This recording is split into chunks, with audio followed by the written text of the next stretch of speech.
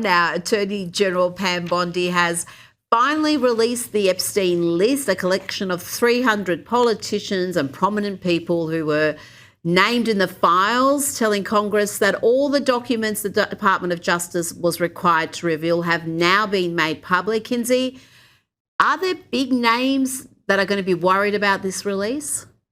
I mean, I think like we had this conversation last week where Joe Rogan was like, look, I'm on the list. And because I refused to meet with him.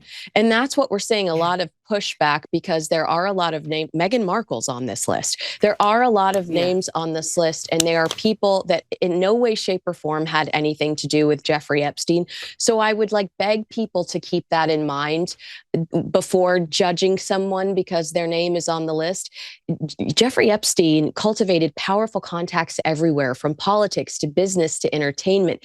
The real question investigators look for is evidence of criminal participation, not just association. So yes, prominent names do appear on this list, but what matters legally is whether there's proof tied to actual offenses.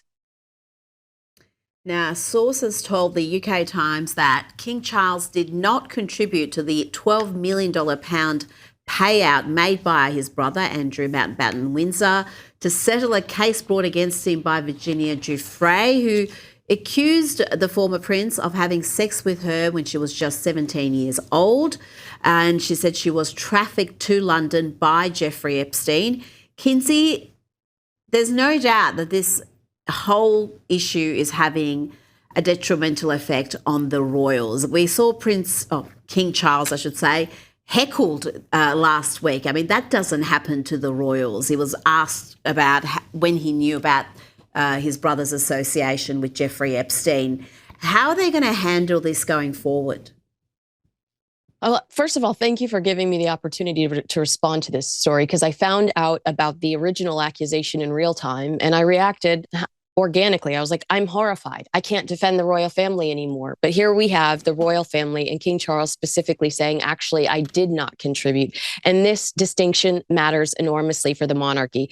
If the king didn't personally fund Andrew's settlement, it reinforces the palace's position that Andrew's legal problems are his own responsibility. The king has spent years trying to slim down the working monarchy and distance the institution from scandal. Financial separation is part of protecting the Crown's credibility. And again, exile, exile, exile. We don't want to see Andrew. We don't want to hear from him. And it's my understanding he's currently under investigation and potentially in trouble for sharing government secrets. So it might not be so easy to get rid of him. Goodness me. Now let's move on to actress and comic Amy Schumer, who's posted a selfie of herself in front of a Crying Corner banner for her first Valentine's Day since announcing her divorce from husband Chris Fisher. Kinsey, is this comedy or is it genuinely sad? I thought she was having a glow up and living her best life.